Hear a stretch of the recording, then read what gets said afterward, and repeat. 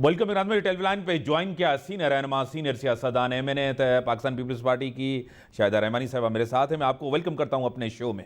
बहुत शुक्रिया इम्तियाज। जिस तरह का फैसला आया है, जो फैसला तो आ गया है, अब इस तरह की कोई हमें तारीख में कोई इसकी नज़ीर नहीं मिलती, न किसी को इस तरह का रिलीफ मिला है। जब एक कोर्ट ने कहा है कि ये गिरफ्तारी कानून के तहत है और उसको जिस तरह टेकअप किया है सुप्रीम कोर्ट ने और उसको रिलीफ दिया है आज़ाद करने के लिए, यानी कि गेस्ट हाउस में ही है, समझे, वहाँ सब कोई मिल सकता है, हर चीज़ हो सकती है। इस तरह तो तारीख में काफ़ी सियासतदान गिरफ्तार हुए हैं, सब कुछ है, ऐसा रिलीफ सुप्रीम कोर्ट से कभी नहीं मिला। क्या कहेंगी?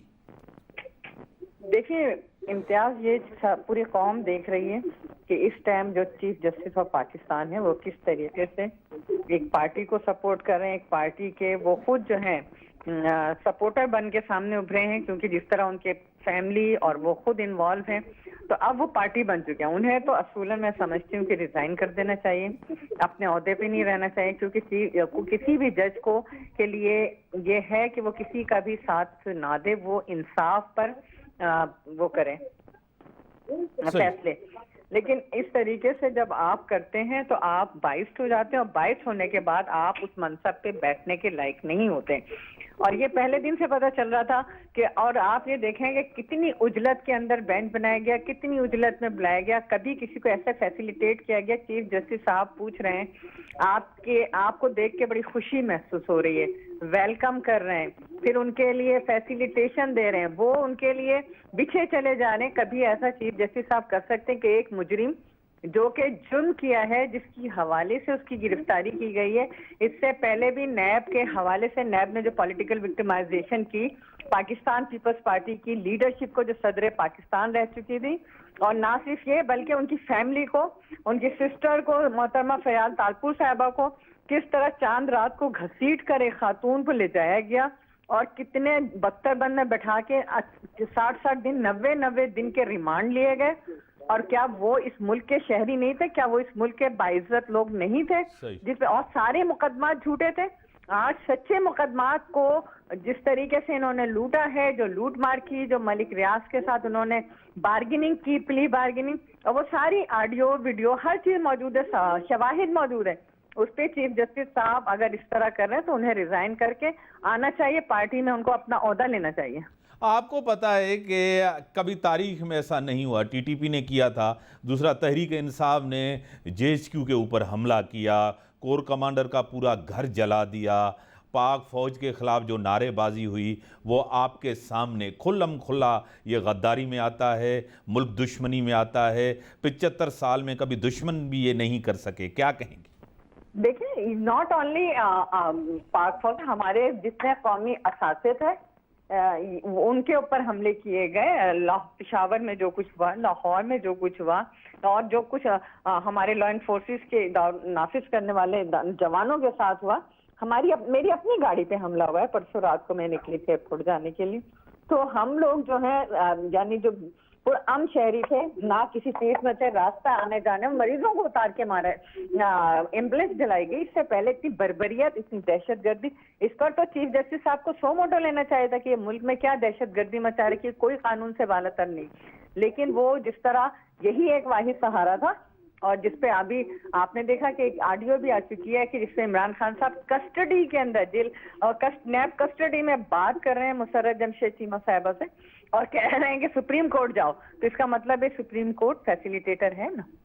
सही, और कह रहे हैं कि मैसेज पहुंच गया, आपने ये भी सुना है? जी हाँ, उनको मैसेज पहुंचाया जा रहा है और बताया जा रहा है। तो इसका मतलब है कि जस्टिस बंदियाल जो है उनका गठजोड़ है।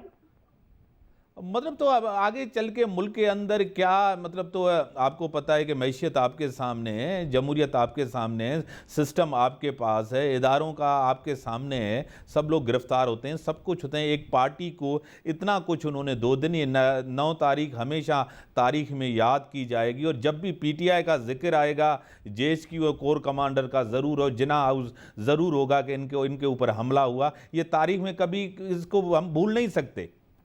इम्तियाज, ये फर्स्ट टाइम नहीं है, ये फर्स्ट टाइम नहीं है। ये पहले भी पार्लियामान पे हमला हुआ, PTV पे हमला हुआ, लेकिन वो इदारे जो इनको लाए थे वो आज खुद पछता रहे हैं कि वो कैसे शख्स पर एतमाद करके लाए थे, जिन्होंने उस इदारे का भी इस्तेहकाक मजरू किया, ना सिर्फ यह बल्कि उन पे हमले किए, जो दबान इस्तेमाल की। ठीक है, वो जो कुछ भी हुआ, लेकिन अब जो है वो पानी सर से ऊंचा हो चुका है।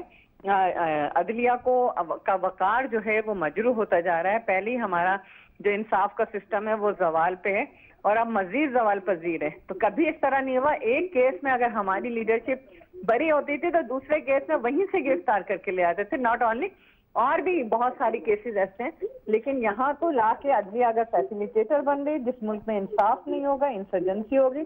और इस वक्त जबकि माशी सूरत हाल ये है, दुनिया भर के अंदर आप पाकिस्तान को बदनाम कर रहे हैं। क्या इससे पहले नवाज शरीफ साहब जो मुल्क के वजीर आजम थे उन्हें नहीं गिरफ्तार किया गया?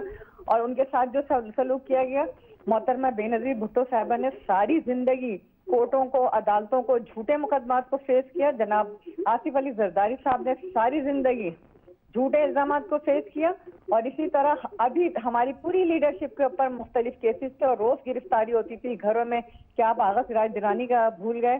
क्या आप जाखरानी साहब का, या किसी का भी एक्सवाइजेड, आप खुशी शाह, हमारी तो तमाम लीडरशिप के ऊपर झूठे केसेस बना के पॉलिटिकल विक्टिमाइजेशन के। और ये तो फरमाइश करता था और कहता था कि जी आज इसको अरेस्ट करना है, पहले से ही करते थे और अपनी मकासद के लिए इस्तेमाल करते थे।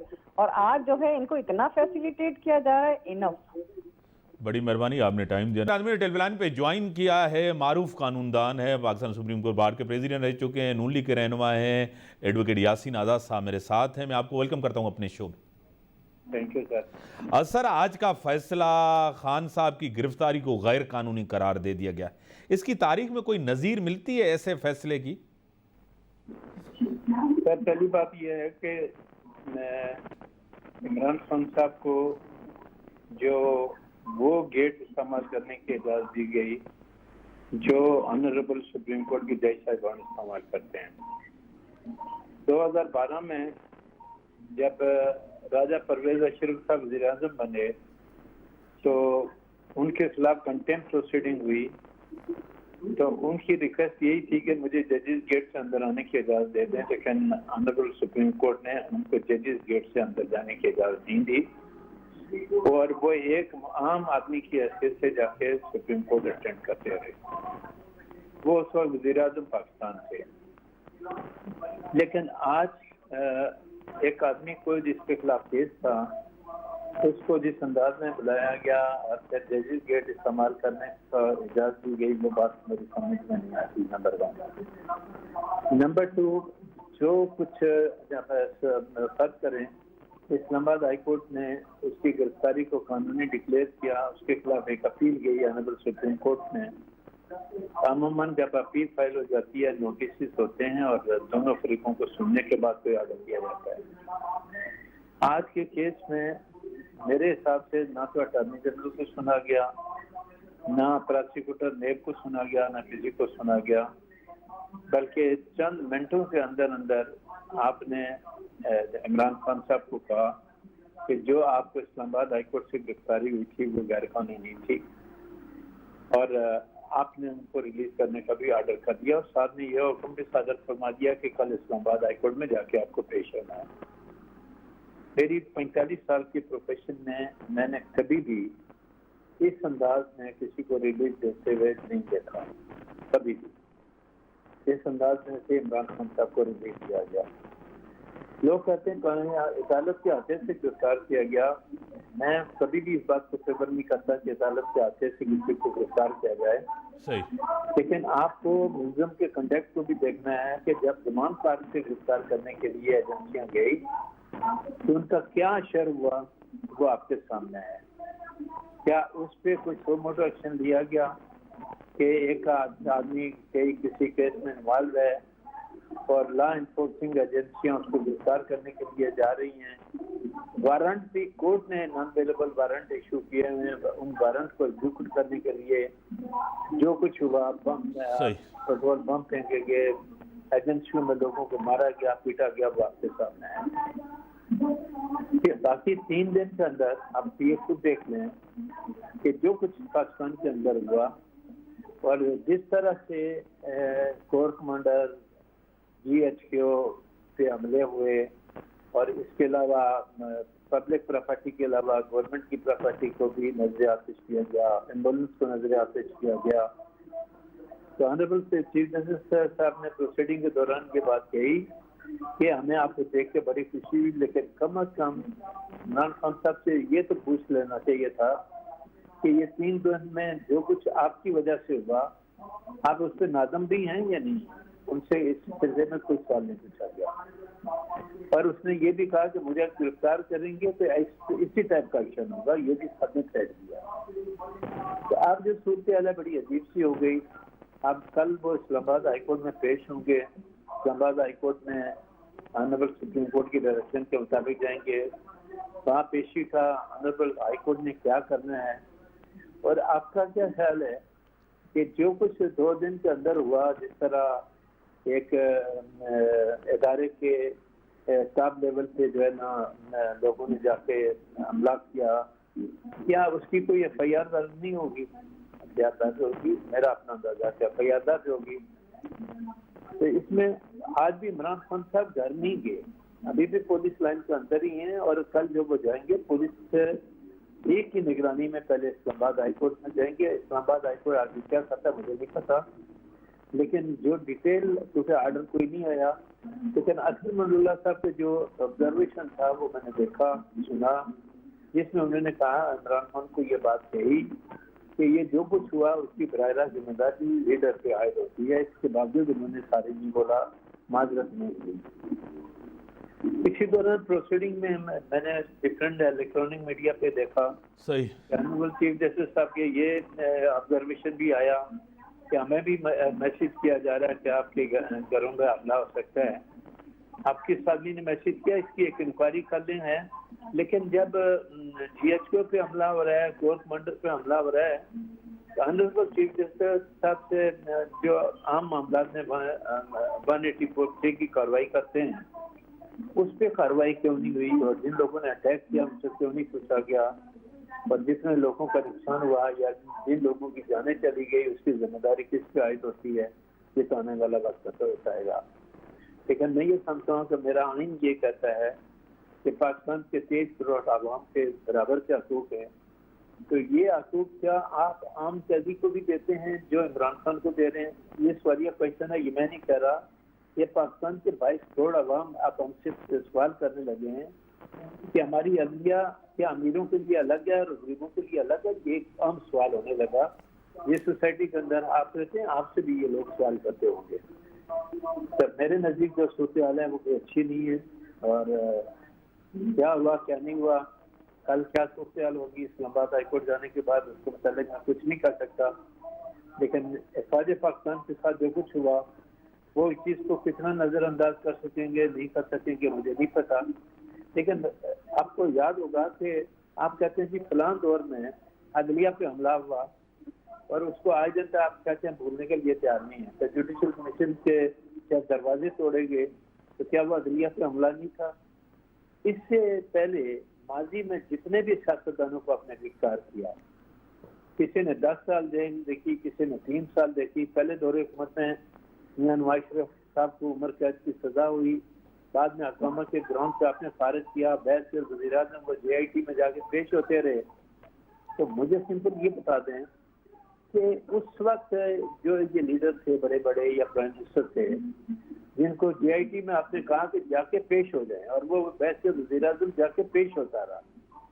ये चीज़ें बहुत सारी चीज़ें हैं जो हमारे इंसाफ के इदारों पे सवालिया निशान के तौर पे सामने आते हैं।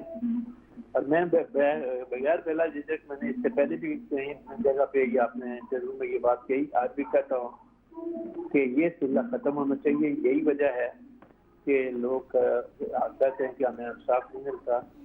और इमरान खान साहब ने जो कुछ किया, आज पूरा हिंदुस्तान जश्न मना रहा है, और वो ये कहता है कि जो काम हम अरबों रुपया पाकिस्तान में खर्च करने के बावजूद नहीं कर सकते, वो एक पॉलिटिकल पार्टी ने हमारा काम कर दिया, और वो इस बात पे जश्न मना रहे हैं।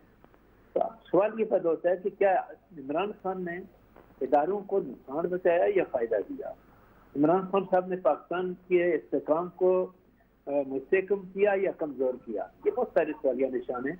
क्योंकि आप कहते हैं आप बहुत पॉपुलर लीडर हैं, लेकिन 2018 में तो आप पॉपुलर लीडर नहीं थे। जो आपको लेके आए, जिनके सारे पे अपने 4 साल हुकूमत थी, आज उन्हीं को बुरा भला आप कहते हैं। तो ये जो सिलसिला है मेरी समझ से बाहर है। बड़ी मेहरबानी सर, जी बड़ी मेहरबानी सर, आपने टाइम दिया। नाज़रीन से अल्लाह हाफ़िज़।